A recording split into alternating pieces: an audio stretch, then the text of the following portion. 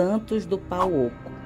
Lá pelos anos 90, uma misteriosa encomenda é enviada para a Casa Paroquial de Arari com o remetente de um convento fora do Brasil, e a qual continha o seguinte bilhete preso ao pacote: envio de volta um lote familiar, entregue com urgência na Casa Paroquial de Arari, direto nas mãos do pároco.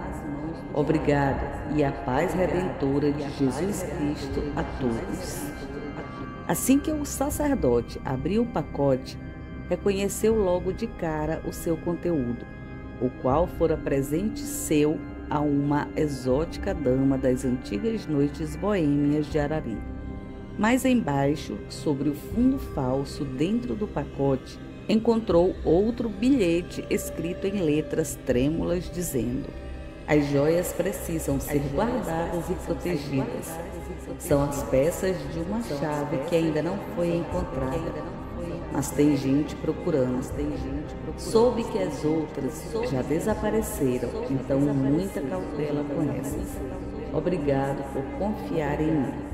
O padre, então, já não muito forte como em tempos antigos, naquela região, decidiu não compartilhar com mais ninguém o que havia acontecido naquele dia.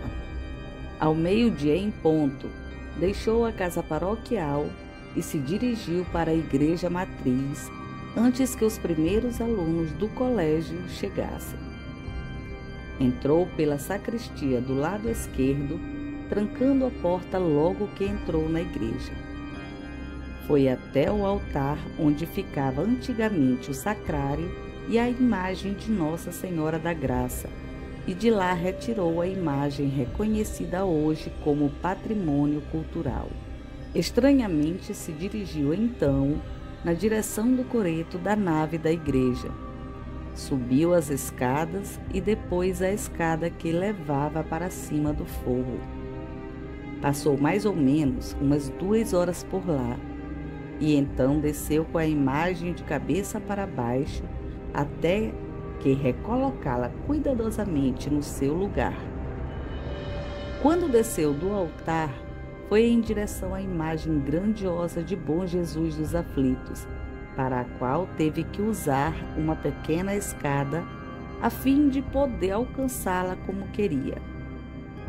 Já em cima do suporte que sustentava a imagem naquela época, pois este fora substituído nos dias atuais por uma pedra de mármore negro, começou a despir a imagem de seu manto roxo.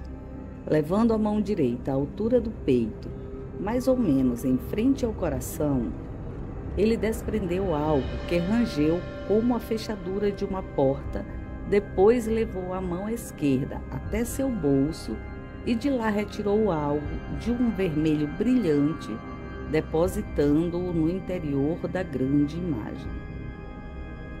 O sacerdote então revestiu novamente a imagem e desceu indo direto ao altar, para então se ajoelhar e começar uma oração que duraria o resto daquela tarde. Exausto e quase sem forças para levantar, o padre saiu da igreja exatamente na hora em que a voz de Arari começaria a tocar, o que o fez retornar e ligar os aparelhos. As 2 canções que escolhera para embalar aquele início de fim de tarde foram 2 pérolas das canções católicas daquele período.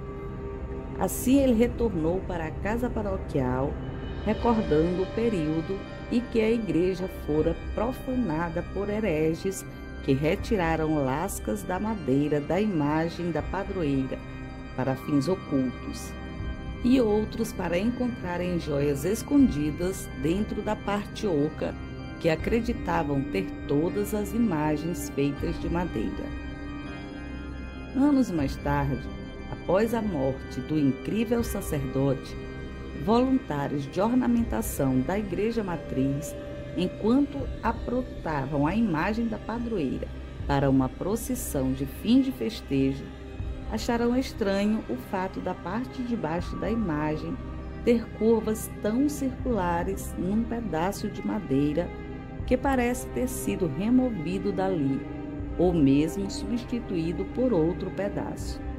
Atualmente, e por serem consideradas de grande valor espiritual e cultural, estas imagens passam de tempos em tempos por restaurações a fim de não perderem sua originalidade artística, o que é acompanhado de perto pelos responsáveis, os quais orientam os restauradores onde devem e onde não devem mexer. Mas isso não foi possível na década de 50, quando as imagens foram atacadas por indivíduos místicos provindos do candomblé.